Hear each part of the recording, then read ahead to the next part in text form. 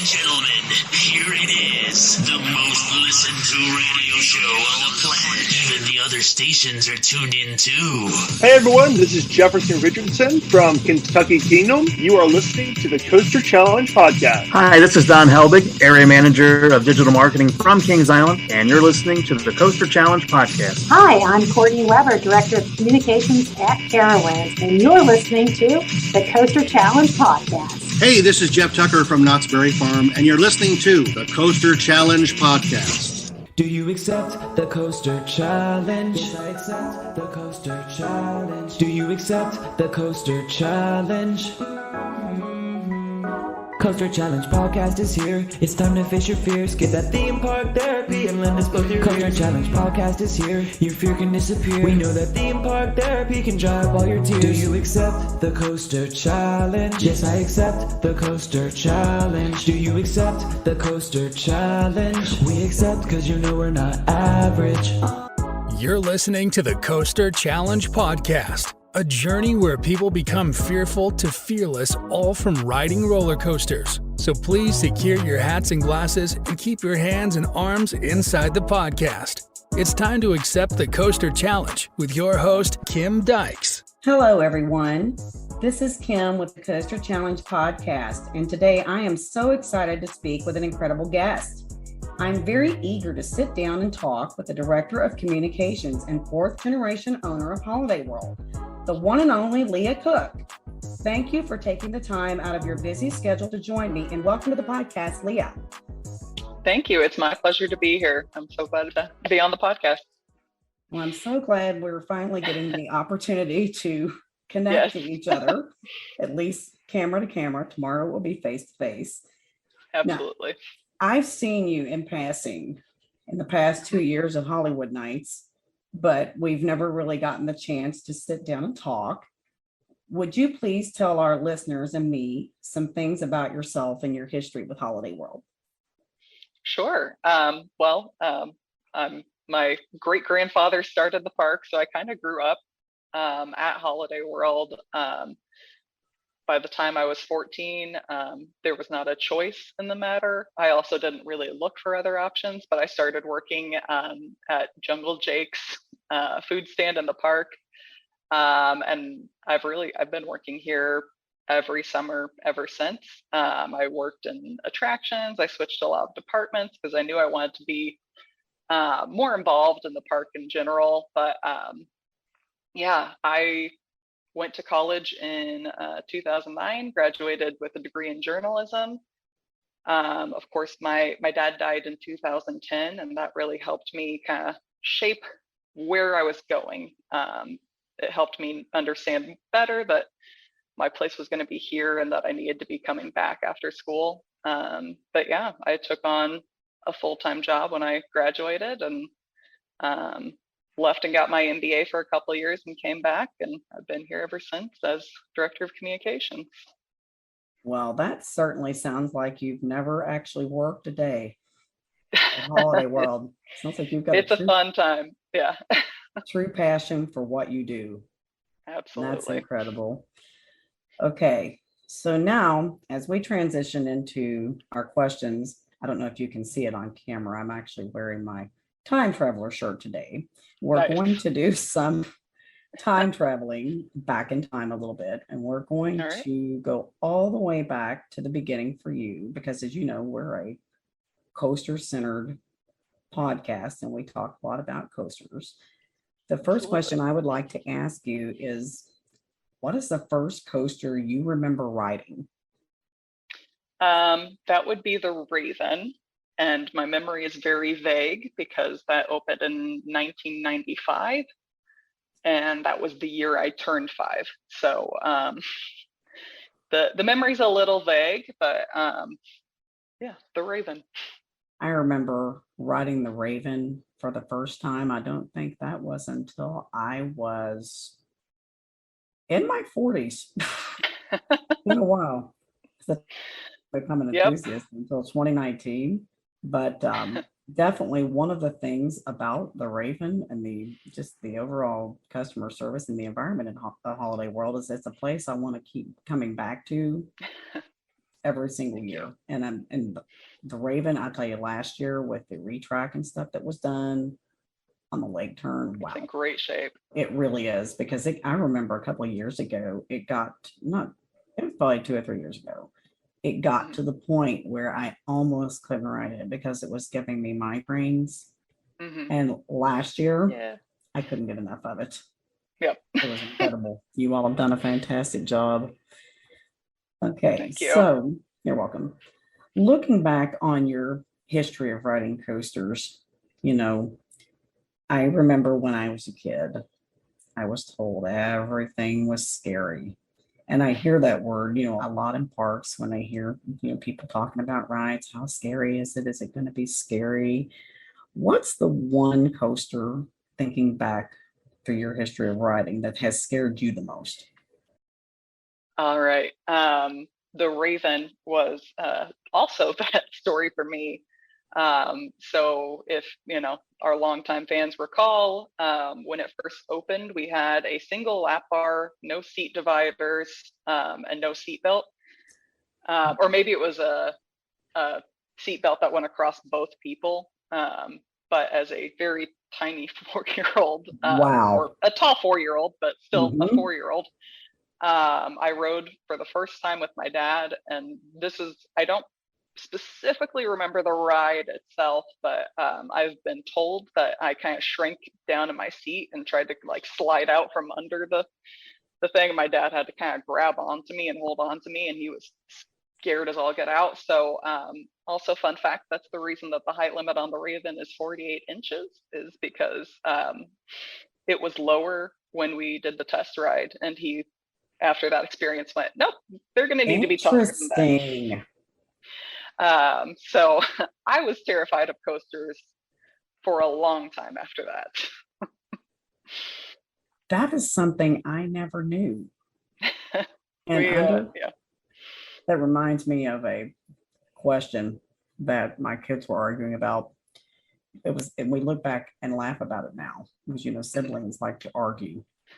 We were at Kings Island going up the lift hill on Orion, and my kids are behind me arguing like cats and dogs as to whether or not Voyage ever used to have buzz bars. And I finally had to turn around all the way up that hill and fuss at them and you're gonna be grounded if you don't stop. But then we all started laughing. It's like, I looked around. Everybody else on that train was holding on for dear life. And we're just up there debating and fussing. Yep. And I finally, right in the middle of fussing at my kids, busted out laughing. And I said, how many other people are sitting 300 feet up in the air arguing over whether or not Voyage has buzz bars fast? And we all just started laughing. So that's awesome. We're talking about the restraints being different. I remember my 3 scariest ones were, like I said, of course, that first ride on Diamondback, and then Top Thrill Dragster, of course, and Fury 325. And really the only other thing I've had to do to overcome, and this was more of, I had to get revenge on myself for this. It was back in my 20s in college. I guess I had never ridden anything at that point bigger than Vortex. And I decided it would just be a great idea up at Kings Island to hop on Drop Tower. Not used to the forces at all. Yeah, I just got on it. I walked off sideways and had to go sit down for 30 minutes. After that ride, I didn't get back on Drop Tower until it was spring of last year. I'm like, that my son and I both, I'm like, this is it. I've had enough. I'm going to do this again, and I'm going to enjoy it.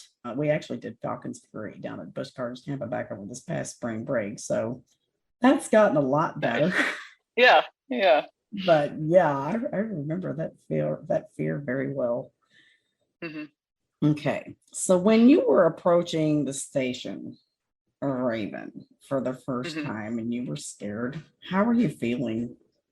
I'm trying to remember. I mean, I know, so fast forward a few days, we had our media preview for the Raven. And that day I remember a little more clearly. I was supposed to ride the Raven again, this time, on camera. And I got in the seat and I was trying to get myself over that fear because I had already been on it, the one time, wasn't feeling great about it. And later in life, I've been diagnosed with anxiety, but at the time, didn't know, I didn't have words for that. So, but I definitely, it started to sink in, started to get to me. And before we had to hold up for one last camera crew. And in that time, I chickened out and I said, no, you're going to have to get me off the ride. I had to go wait outside because I couldn't do it. So I definitely have had that experience of that fear just gets to be too big and you can't manage it anymore and you have to walk away. That rings so true, because one of the things I've found, not just with myself, but with, my own children and watching other people with children, is you do it when you're ready. I remember there was a time I had to speak up and be assertive because I just couldn't stand back and watch it anymore. This was after, we had gotten involved with Coaster Kids and going to meetups, and seeing people, encourage, not force, their friends and whatever to overcome fear. I was standing in line for a mountain coaster down in Gatlinburg, and there was this woman up there with this very young child. I mean, maybe 5 years old at a stretch. The kid was absolutely petrified, and the woman was shaming and calling the kid names and doing all kinds of things and trying to force this poor little girl on this ride. And I finally just walked over there. I was respectful, but I was also assertive, and I just let her know. I'm like, look, I'm an enthusiast. I told her how many coasters I've ridden, kind of the experience I've had. And I'm telling you right now, if you make her do this, the only thing you're going to do is make her not want to ever ride a coaster again. It's traumatic. So we had to have, that conversation. The woman wasn't very happy with what I had to say. Child didn't ride, but I just could not sit back and watch that. We have a pretty strict policy that if a child is crying or is, saying, I don't want to ride, we're not pressing the dispatch button.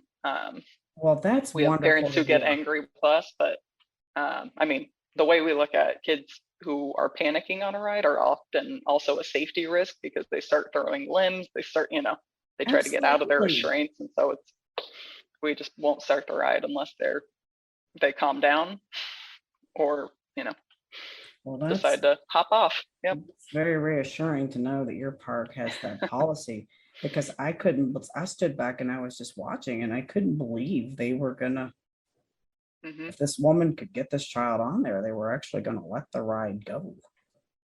I can't stand back and watch this and not say something and try to help. So hopefully, gladly that one went my way.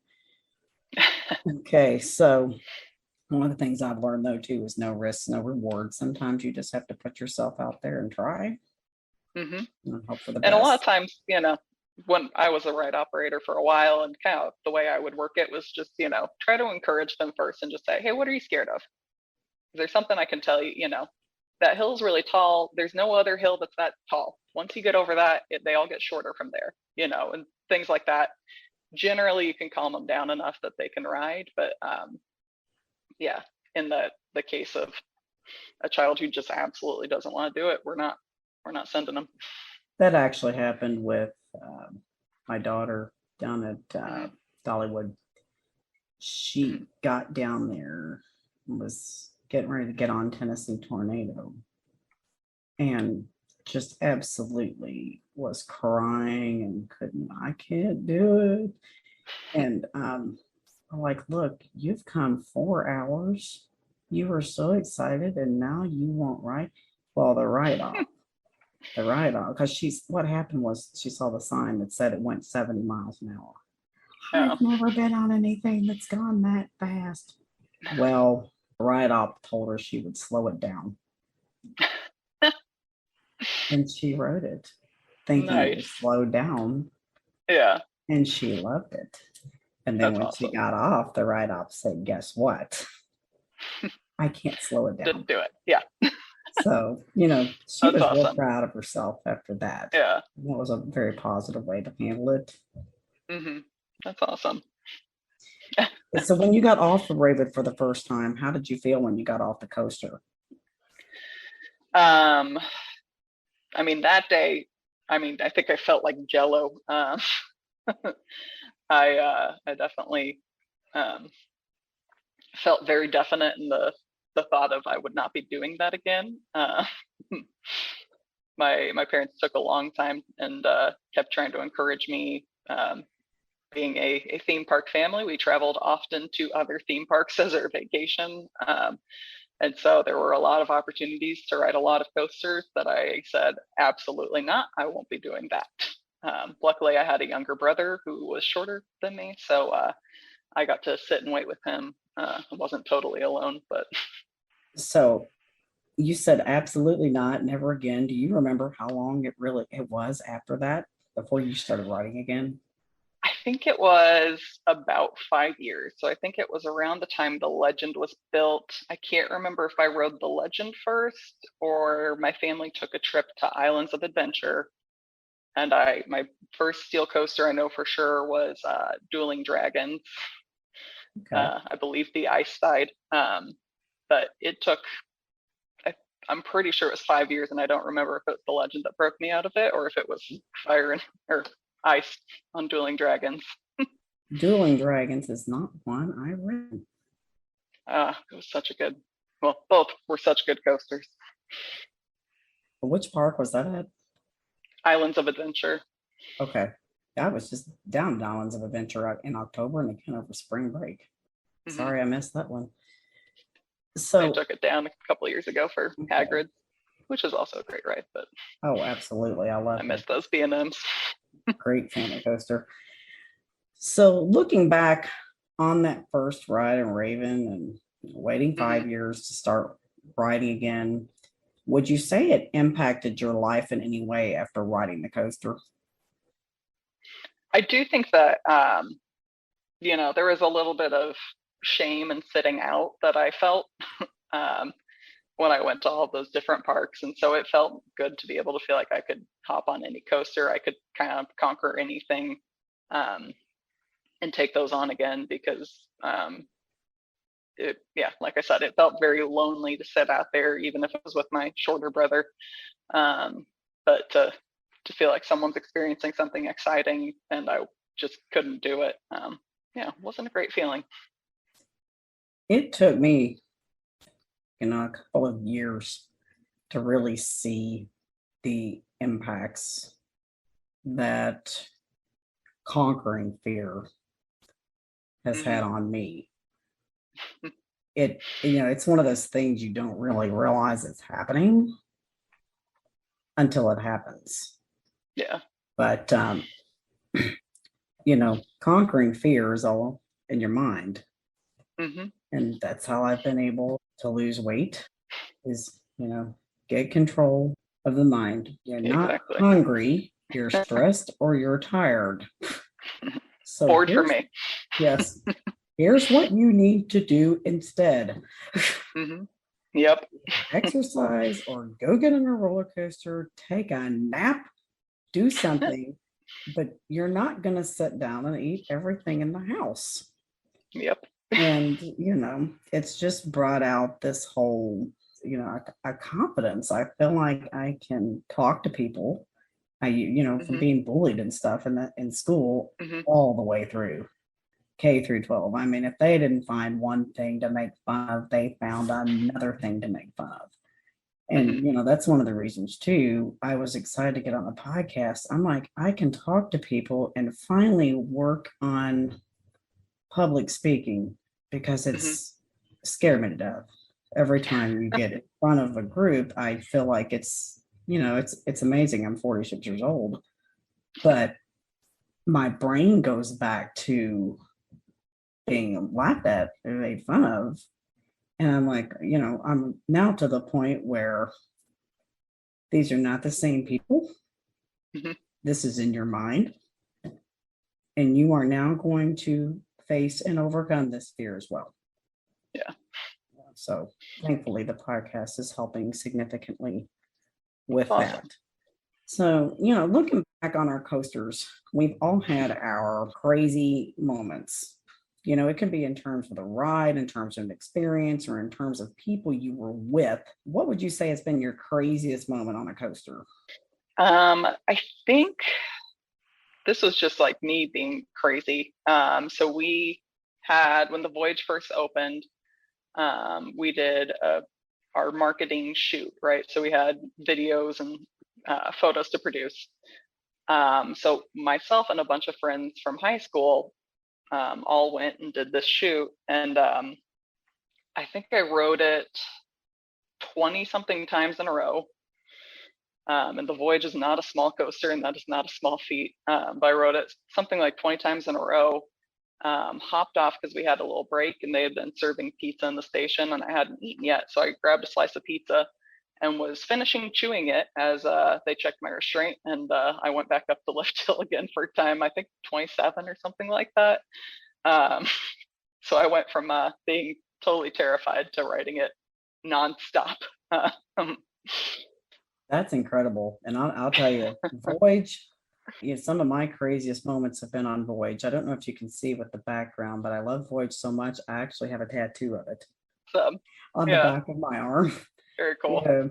Some of my best, craziest moments are those night rides on Voyage. They're absolutely second to none. Yeah. And I mean, the memories of the laughter and the experiences with friends and the fact that you can't see your hand in front of your face and your bottom's not touching the seat. I think the craziest thing I ever did on Voyage, it was back in 2020 when we had to wear the mask. I kept my mask on. I followed the rules, but I decided to see, it was at Hollywood Nights, if I could make the ride darker. So I put my sunglasses on and I kept my mouth and nose covered, but I pulled the mask up over my sunglasses while I rode. And that was probably the craziest thing I've ever done on Voyage. Somehow I made it to the end of the ride. And it was in the back row of all places. Nice. But I couldn't stop laughing after I got I tell you, after those nights, I have those coasters memorized now. When you do a night ride a few times, you start to memorize those layouts pretty quickly. And that's so important for me too, is when I know the layout, knowing how to move with the ride. That way you're not getting thrown around. You're not, people say, well, that hurts, because you've got to know how to ride the ride. I always tell people too, it feels counterintuitive, but if you can relax your muscles while you're on the coaster, it's so much more comfortable. The discomfort oftentimes comes from you trying to fight the direction of the coaster. Absolutely. Go with the flow and go with it. I could teach anybody anything. One thing about riding coasters, it'd be just relax, trust it, have some fun. Absolutely. And it's not going to hurt nearly as bad. Yeah, that's what it's all about. Yeah. And what I remember when you talk about relaxing, I remember when I was, like I said, pre-programmed as a kid to be scared. For years, I would ride everything with my eyes shut. And I would forever. I don't even remember when I first opened my eyes. And I would have that knot in my throat and that, my stomach. I would just feel like I was going to throw up. And it was because I was so tense and so tight. I remember the very first time I opened my eyes, finally, I don't know how many rides it took on Vortex. I finally opened my eyes and I'm like, wait a minute. What have I been missing? There's a lot of pretty views from coasters. Yeah. It was a foreign concept to me at that point in time. Funny. Yeah. Okay, so looking back at all of the coasters you've ridden, what would you say is your favorite coaster overall? I always go with the Legend. That was helped me break out of my fear, so it's got a special place in my heart. And of course, too, my dad built 3 wooden coasters while he was alive, and he had 3 children. And weirdly, the kind of personalities and layouts of the coasters seem to fit our personalities kind of in birth order. So my older sister matches the Raven very well. The Legend is the middle child that never got recognized properly for what it was. It never made it to #1 on any lists, but it's such a good ride that it's the classic middle child, right? It got the middle child treatment. Everyone's favorite is always Raven or Voyage, but yeah, and this year especially, the track work that our coaster team did is truly outstanding, and I dare say to other people it might be the best wooden coaster in the park. Oh, it is really great. No, I'm even more excited for tomorrow. Come try that. That's fascinating. I never knew the coordination between the number of wooden coasters and the number of kids. Yep. In the Cook family. So thank you for sharing that story. Yeah. I mean, he didn't do that on purpose, but it was just kind of fun that after we passed, we started talking about it. And I'm like, you know what? It's also fun to see that kind of he built the park as to kind of fit what our family needed at the time out of the park. If you watch it carefully, 1998 or 99 was when we built Holidogs Funtown, when my sister was 12, I was 9, my brother was, sister was 11, maybe I was 9, and my brother was 3 years younger than me, 6. So it was just a place where, you need to get some kids' energy out, and it was a good spot for that. And so there's all these things that you can see that he started to build more intense coasters once, the Voyage was built when I was 16, and he knew that kids were going for more thrills than what we had in the park at the time. So it's kind of cool to see that and kind of piece that back together, that in a way, whether consciously or not, he was kind of building the park for us and for our family as we grew. And things always work out the way they're supposed to. Even when you don't realize it's happening, it happens. Looking back at Legend, you're talking about how that's, your favorite coaster. It's one of those too. It ties back to our conversation a few minutes ago with our previous question. When I first rode Legend, I hated it. It was so aggressive. But that was back before I learned how to ride the ride. And once, I kind of transitioned into an enthusiast and all this other stuff, and I kept hearing all these great things about Legend. I'm like, okay, there's got to be something I'm doing wrong. So, a couple of years ago, once I really started, like you said, learning the layout, and I figured out not to sit stiff as a board and hang on for dear life, put your hands up, relax. Yep. And move with the ride. It's a ton of fun. I love it. Yep. And there's not a lot of coasters out there where you can get laterals like that. I mean, it's truly one of a kind. The laterals on that thing are second to none. They are incredible. You just have to learn. And, when I first started riding it, I didn't realize the thing is supposed to throw you from side to side like this. Yes. That's the point. Yeah. That's the whole idea behind this ride. And once you start grasping the concept of it, knowing what the forces are to expect and learning the layout, how to move with it, it's just a beautiful creation. I absolutely love Legend. Yeah. Okay, so we spent a few minutes talking about your favorite coaster. We all have, at least most of us, I wouldn't say all, have that coaster or more than one coaster. I call them a one and done that I would never ride again. What would you say is your least favorite coaster, if you have one? I don't like to knock other parks' coasters, so instead I'm going to say maybe the coaster that I feel the most rivalry towards Okay. And that's the Beast, just because we have the Voyage in our portfolio, and everyone always compares the Beast and the Voyage rides at night. So I always just feel a Absolutely. little competitive with them. And I would also say the same thing about Boulder Dash, out Lake Compounds. That's one that I rode, and I just went, I don't understand how this thing is operating. It's so fast. Mhm. But I loved it, and I was like, okay. It kept knocking us out on number one, and I wrote it, and I went, okay, I get it. I still think Voyage has some stuff on it, but I respect it. Mhm. But I also just feel a little animosity towards it, because darn it, it's a nicely built coaster. I've not ridden Boulder Dash, but I've ridden Beast a number of times, including Mhm. to retrack this year. And honestly, what I think, different bodies prefer different forces. Mhm. I'm a fan. I want airtime. Mhm. I want to be out of the seat as much as possible. Mhm. And Voyage does that for me. But I Mhm. do, like you said, very much respect the Mhm. cool night experience on Beast, just the Mhm. whole environment. But for Yeah. me, when I'm looking at, it's a joke amongst me and my friends, what we call the goat coasters, the greatest of all Mhm. time. For me, it really comes down to, I don't look at theming, I don't look at the experience or the nostalgia. I look at the ride, Mhm. the ride experience. That's me.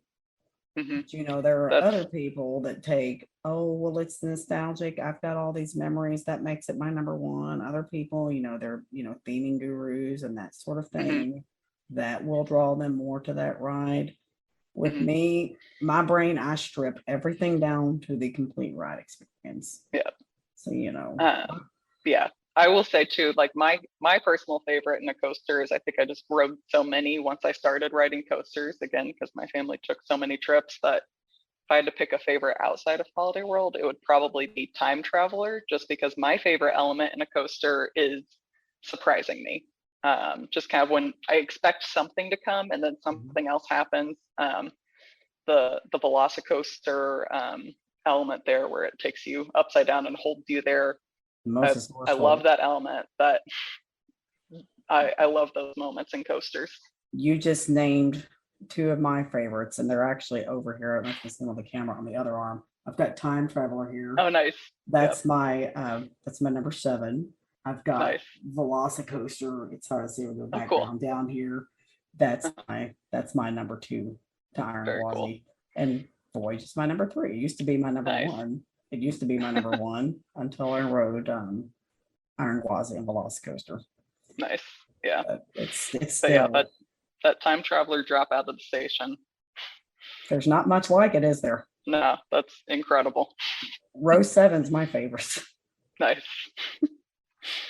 My visit to Silver Dollar City, it can't be the last one. At some point, I have to go back there. But at the same time, I'm trying to, experience new parks and go places I haven't been. Yep. And with rising cost of gas and that sort of thing, Yep. like, Yep. okay, It's a home park year. 1 year at a time. Yep. We'll do what we can, and there's always next year to Yep. do more. Okay, so you talked a little bit about your history with Holiday World and your family and your siblings and your parents and kind of the traditions that were passed down.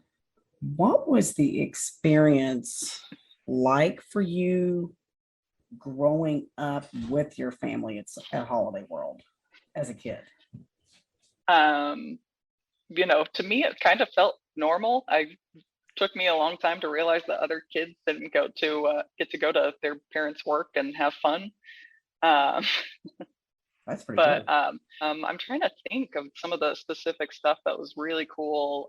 1 year for our birthdays, when we were probably around 6-ish, we got to have a skee ball birthday party, and it was when the park was closed, and my parents allowed us to walk on the lanes for skee ball, which was about the coolest thing. So we could go put the balls directly in the How many people can say they've gotten to do that? And not been yelled at for it. Yeah. But yeah, so there are some cool things like that. But yeah, I think the most fun we had though was kind of trying to tell our dad what to build next. We would try to influence what was coming up. I tried really hard to get him to build me a steel coaster when I graduated high school. I told him, your graduation present to me needs to be a proper steel coaster. I told him a couple years in advance. He did not do that, but darn luck. Yep. But that year after you did add well the base, and yeah. I always say the worst thing people can tell me is no. It doesn't hurt to ask. Oh yeah, he had several designs he was looking at. And I was like, can we get that done by the time I graduate high school? You think? Or please, I'll get straight A's if you do it. I promise. Yep. I was already valedictorian by the time I graduated, but well, that's impressive. So you were helping your family run an amusement park, and you were valedictorian. That was my dad was valedictorian of his class, and I decided kind of early on that I was going to set my mind to it and do the same thing. Absolutely. And I beat my dad's GPA by a teeny tiny fraction of a decimal. But sounds like you and your dad had some of that good, healthy competition going. Oh, absolutely, we did. I'm trying to remember. I mean, he was so smart. I would call him, like, even in college for help with like my calculus class I was taking. And there was one day that we were working through something and we had to go line by line because we were getting very different answers. And we finally got to the line where we disagreed. And I was like, Dad, I'm right. And there was no better feeling than being right at something in math, especially with my dad, and in calculus, no less. I was like, yeah, that was my victory. I'm sure that made him proud too. Yeah, you know sure it did. Yeah. The bittersweet victory of defeat there. Exactly. So looking back, on your upbringing in the amusement park, would you say that you've always wanted to do what you're doing at Holiday World, or did you have other plans or think of doing other things with your future when you were younger? So first of all, I'll say that I still plan on moving up in this company and hopefully eventually taking over. So I'm not done growing here yet. But when I was a kid, for a while there wanted to be an astronaut. And when I went and got my degree in college, I went for journalism. My dad was pretty aggressive about pushing us to something other than theme parks. He didn't want it to feel like we were forced into being here. And so in a way, it was almost like we almost felt like we couldn't come back here. Like that was not going to be an option. He was not going to find us a job. He was not going to be making a place for us. We had to make our own way. And, if we eventually wanted to come back, then we'd have that conversation. But he really wanted us to go out and do something else. So it was kind of a thing where I didn't know where I was necessarily going. I didn't know what exactly I was going to do. But I did know that when I look back, I never really pictured anything that clearly of like where I would live other than Santa Claus, what I would do other than be here and be a part of the park. And yeah, once my dad died in 2010, it kind of helped solidify that I wanted to be here and my place was here. And same for my sister. We both kind of came back and started running it after we graduated college. But yeah, it was, I considered going somewhere else after I got my master's degree, and kept applying for other jobs that I knew I still wanted to stay in the industry, just because there's just, once you've been operating a theme park, it's really hard to move into something like steel or, medical devices or something like that. So I was like, okay, I can't get myself interested. I can't move over to something like that. So I've got to stay in entertainment and hospitality, but every job I looked at was just kind of one thing. You're an analyst, you're a marketing coordinator, marketing manager, whatever. But I'm like, but what if I want to do some of all of those things? Because we're a small team here. We do a lot of everything. And so I kept looking, but I didn't apply much because none of the job titles interested in me. And it took me longer than I'd like to admit to realize it's probably because I want to be here, and probably because I want to be doing the little bit of everything I've always been doing. Well, I want to say I love your attitude because I'm very much the same way as a teacher. I've been, teacher for 23 years. And, a lot of teachers at my point in the game experience burnout, and that sort of thing. Sure. Yeah. And my attitude is, I'm not done yet. Just like what you said. And when I feel like, I'm actually done, that's when it'll be time to move on. But, I'm always got a lot left to learn and keep growing. We're always learning, always growing, always getting better. Because otherwise, what's the point in showing up every single day? There's no, I just don't know that would be a fun life to live on a day-to-day basis. And you're talking about your dad. Sounds like just an incredible man. One of the things I've seen, I'm an elementary school teacher, is parents trying to force their kids sometime to live out their dreams. That's what I call it. You're forcing your kid to live out your dreams. Who is this for? Is it for you or is it for them? Yep. And and honestly, I'm not gonna lie, when you were telling me that you were brought up, in the theme park and that sort of thing, I was thinking initially that, you really didn't have another choice. But, for him to make sure you were exposed to what is out in the rest of the world, make sure you are able to stand on your own 2 feet and make your own choices. That just tells me right there, he was a phenomenal man. He knew. He did a good job of raising us. That's wonderful. Yeah.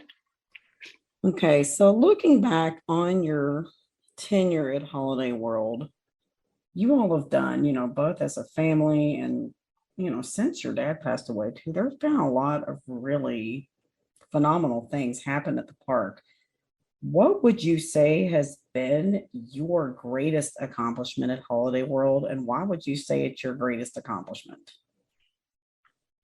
I probably would say Thunderbird. That was something that, we had to, for years, if you look at the history of the park, we had been doing kind of big impact, low investment type of projects. Water coasters are a great addition because they're a lot lower on capital than, a giant steel roller coaster. And they still draw in a lot of people, and people love our water park, and it makes sense to keep adding to my favorite. Yeah, thank you. But it makes sense to keep adding to the water park. It's renowned. People know it; they love it. But for us, we want to start getting back to Holiday World and making that the dry park kind of stand on its own. And Thunderbird, to me, was also a way of kind of showing up for my dad, building the thing that, I had asked for my birthday or for my graduation from him. But getting something like that, it was a nice way to do that. But I think it kind of signaled too that we were going to be building a little less frequently, but we were going to be building very high quality, very themed, beautiful attractions. And I just think the process of that was huge. We'd never spent that much money on anything before. It was awesome to see the payoff though, and still to this day, so many people say that Thunderbird is their favorite ride in the park, their favorite wing coaster. And it may not be every enthusiast's dream, but it's done wonders for us, and it helps kind of expand that portfolio of the park of, well, they only have wooden coasters and I don't ride wooden coasters, so I'm not going. It helps us get around that. And of course, it just makes us just a little bit more families with teen friendly. But yeah, that was a huge undertaking. We had to commit to that right as I was graduating from college in 2013. And we had to manage that budget very closely because we had never spent that much money. And I think we got that budget within like $1,000. I mean, it was Wow. That's awesome. I was not the budget really manager good. for the record. Our team is incredible here. But yeah, it was just kind of a cool thing to show ourselves that we could not only build something, is it the Voyage, a masterpiece of coasters? Maybe not quite, but it is very good for what it is and what it was designed for, which is to be a coaster that was a little thrilling and a little family friendly. Yeah. I absolutely agree. I've ridden every wing coaster in the United States, and Thunderbird is my favorite. And I can tell you, last year, our executive producer, Andrew, he'll be accompanying me to Hollywood Nights this year. Him and David were both able to come last year.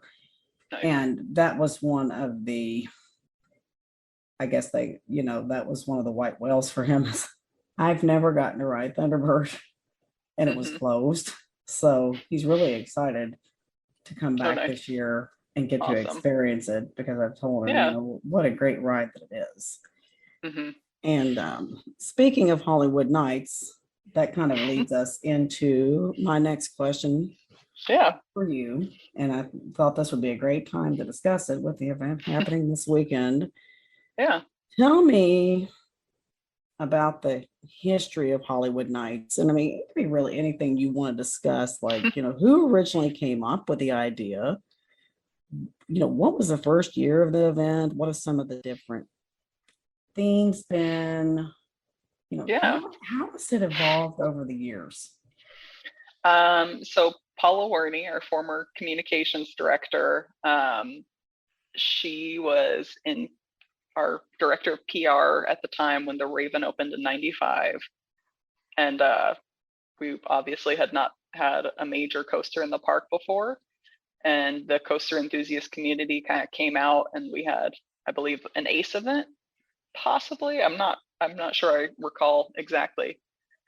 But she just loved the energy. We all loved the energy when the enthusiasts came, and they were like, just such a great and energetic and fun crowd to have around, that Paula went, we got to bring these people back.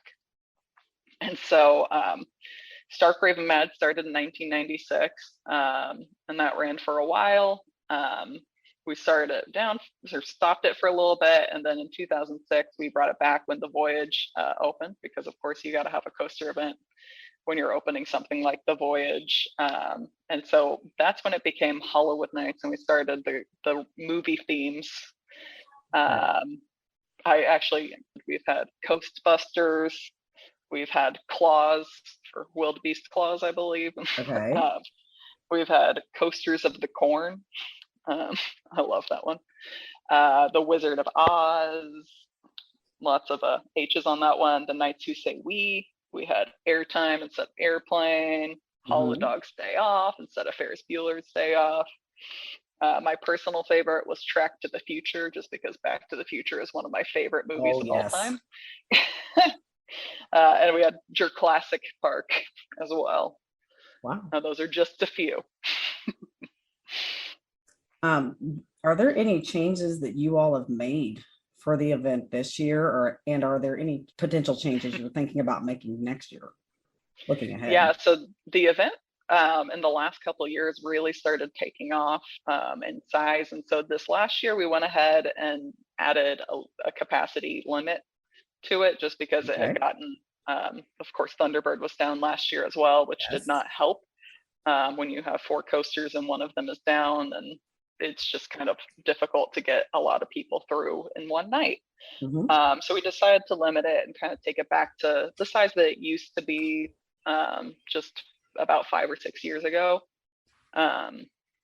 We're excited about that. We had an application process, mostly just kind of a lottery system, but we had people fill something out. So that way it wasn't punishing people for not having the fastest internet connection when they purchased their tickets, or for not being there at the exact moment. We were hoping this would be a little more democratic.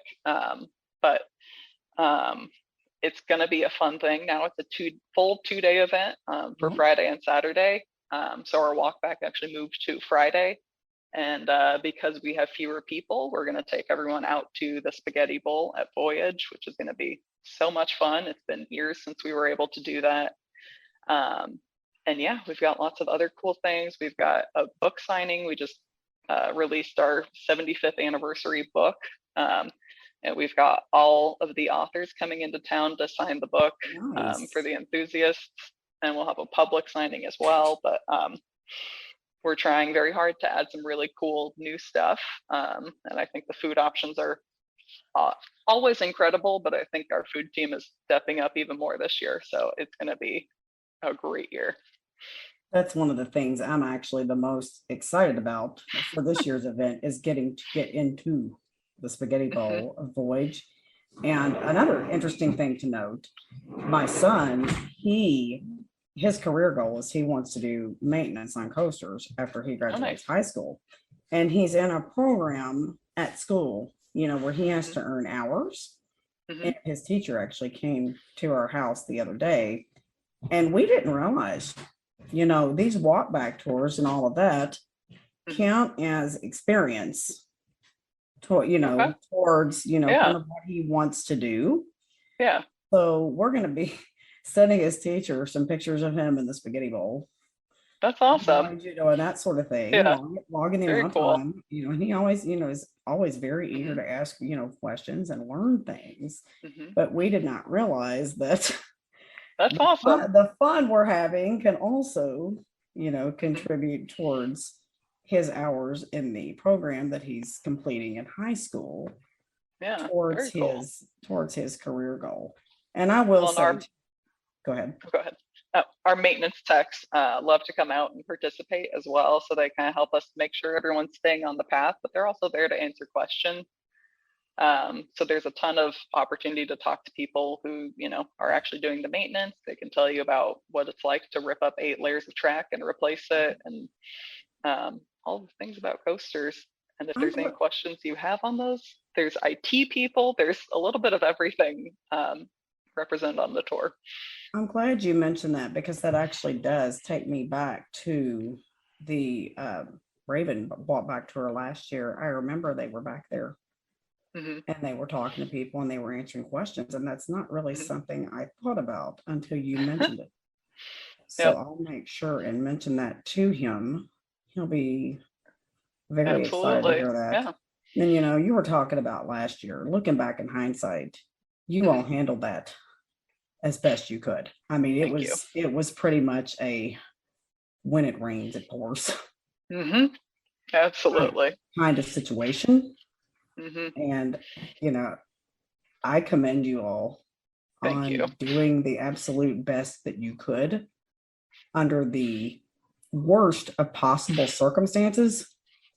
And I realized the situation wasn't ideal, but it was a matter of swim or sink. You all kept on swimming. Thank you. Yeah, our team was incredible. They helped us keep things together. And thank you for that. And I'm really looking forward to experiencing the event at its finest, because our first year going was 2020. Social distancing, mask, slower operations, everything. And then last year with all of the unfortunate things that occurred. So I'm like, okay, this year. But I mean, the good news is, even under difficult circumstances, each year I wanted to come back. I haven't wanted to. Glad to hear it. I've not said horrible things about the park and, not wanted to. Thank you. So thank you. I'm very excited to see what the great year. Whole Hollywood Nights experience is like this year. Awesome. Okay, so we've discussed pretty much at length. You've spent your entire life in some facet or another involved with Holiday World. how would you say working at Holiday World or in the theme park industry in general has impacted your life, maybe even outside of the park? I think, well, I mean, it's impacted my life in the best possible ways. First of all, every day we come home and, we have a lot of stress with our jobs. But at the end of the day, we get to do something that makes people happy. And, people can be having the best day of their life. They could be at the worst time of their life. They'll be having a great time. And that means a lot to us. And it always helps us kind of gain perspective. But yeah, I mean, it's my life. It makes me nice to service workers because I know what they go through. And anytime I speak with customer service, I'm especially nice because I know that they go through a lot. Yes. But I mean, even in my personal life, I mean, I just got married in April, and congratulations. My husband, thank you. Wonderful. I met my husband here though. And so we're totally in and totally here to stay and run the park and take it in a new direction. But yeah, even my personal life is all about the park, and we talk a lot just at dinner about new attractions and new things we could build, and it's just a lot of fun to have someone who knows that and who also understands and shares that passion. Yes, shares the dream with you. Exactly. And that's one of the things I can relate to too from my job as a teacher, right? Particularly, on those rough days. I work, my school is inner city Louisville, and we have I think it's about a 98% free and reduced lunch poverty level. Wow. Lots of trauma and things that have occurred with many of the students in the school. And on those hardest of days, I have to make myself sit down and think about, okay, here's the one thing that went wrong today, but what went right? And sometimes, it's really one thing or maybe a couple of things that went wrong. And it feels like that's what I spent my whole day doing. Yep. But what went right? I relate to that a lot. Yep. Yeah. And when you start looking back at what went right, even on the worst days, there's been a whole lot more good happen than bad. It's all about perspective. And, that helps me to not burn out, and reset and recharge and go back in the next day with a fresh mind and a clean slate. Yeah, absolutely. You've got to be able to go in and start over. Yep. Because if you go in every single day carrying yesterday's mistakes or mishaps, things you couldn't control, you're just going to get bogged down in a sea of negativity, and then no one around you is going to benefit from that. Everyone's going to suffer right along with you. That's something I have to do quite a bit as well. It can be easy to remember the negative comment and not remember the 20 positive ones around it. Absolutely. Especially when it gets spread all over social media or something like that. It's like, no, let's look at all the good that's happening here. Exactly. Because generally it's the minority that tend to respond like that, but it can feel like it represents the majority, and it doesn't. Exactly. Yeah.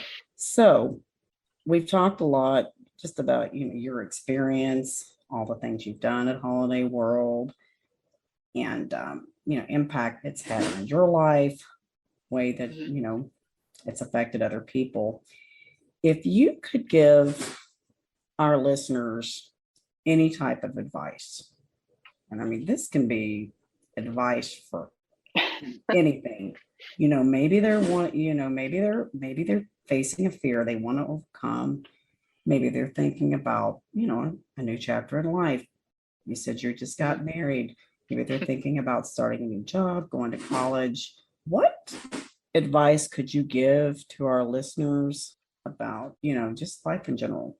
Let me think, I mean, flexibility to me has always been kind of a theme that reoccurs in my life constantly. I think you need to, remember that things change for the better, for the worse. And you can change one thing, and that's how you handle it, how you respond to it.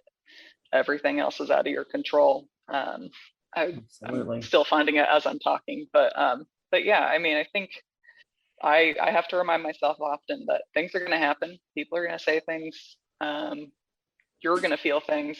The only thing you can change is yourself. You can't control anyone else what they're going to say. But, yes.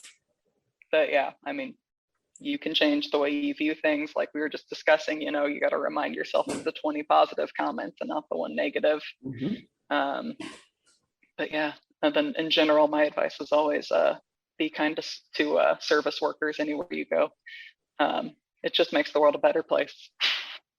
It absolutely does. I can totally get that working, with the public and parents and that sort of things. Teachers are constantly under the radar these days for a number of different things.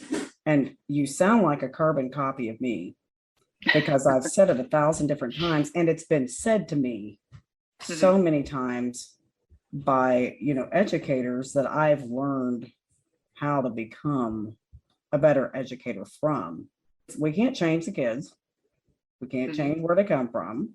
We can't change the parents, whether they're involved or not involved, whether they've been taught anything at all. We can't change any of that. No. The only thing you can control is yourself and your response to what is happening around you. And that's not, just in the classroom. That's all day, every day, everywhere, for everybody. Yep. And I'm lucky that I have a coach, like a corporate coach, that helps me, and we work a lot on mental toughness, because I'm definitely a person who can be, like I said, very caught off by one failure, one little thing that goes wrong.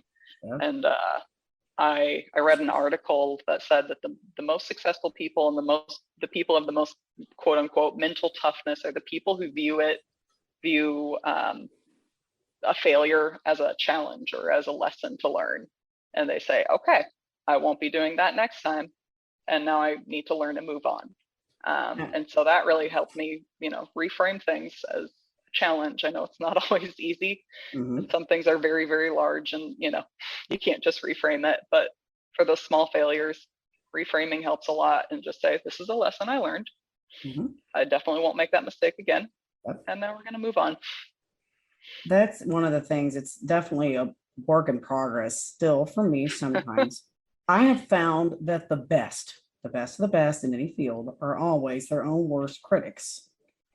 And it's still, it's taken me time, and I'm very open to it now, but it still hurts my feelings sometimes. When I hear something that I'm doing that needs to be better. Yep. I'm all into hearing the good stuff. And then when I start to hear the stuff I need to work on, but as the perfectionist that I am, I'm one of those things. I'm one of those people of, okay, I did this once, that was a mistake. Twice, it's not a mistake. That's your fault. So I will get doubly on it, to turn it around and fix that immediately, so it doesn't happen again. Exactly. And that's become one of the things that my administrators actually appreciate the most about me. But at the same time, in those moments, I will get so upset with myself. Yep, I'm with you. Yep. And then I'll look back on it and I'm like, just relax. You're learning. You're growing, because if you're not challenging yourself, you're not stepping out of the box, you're not learning, and you're not growing, why are you here? This is the year 2022. The world is not the same. It's not going to be the same next year. You're going to have to learn, and you're going to have to evolve and grow with it. Yep. Or I'm not going to make it. successfully to retirement. And the last thing I want to be is, old and burnt out and making people miserable. I want to be happy, and I want to make other people happy around me. Absolutely. Okay. So our final question is, where can people find you? Where can you be found on the internet? Where can you be found on social media if people would like to learn more about the one and only Leah Koch? I don't have any public-facing social media platforms right now, but the Holiday World social media channels, we're at Holiday World pretty much everywhere. They can find me there. From time to time, I'm behind the scenes on that, and when I'm not, people can get me the message. And then, of course, you can listen to us on the Holiday World podcast that comes out every other week. Okay. And I know one of the ways I was able to contact you is right through the park, through Facebook Messenger. Yep. Your park does a fantastic job with communication. And I was very appreciative. I'm like, I really hope I'm not getting on their nerves, trying to reach out and connect. Yeah. And they've been very patient, with me and with our podcast, trying to get this interview set up and scheduled, which I very much appreciate.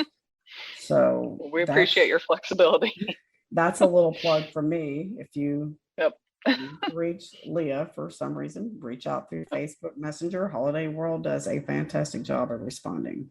So I want to thank you for taking the time to talk with me. Thank you. And join us on the podcast today. I really enjoyed talking to you and getting to know you. Thank you so much. Thank you. Thanks for having me. If you enjoyed today's episode, be sure to like and subscribe wherever you get your podcasts. And if you want to see more of us, we upload every Friday. And check us out on Facebook, Instagram, Twitter, YouTube, all at Coaster Challenge.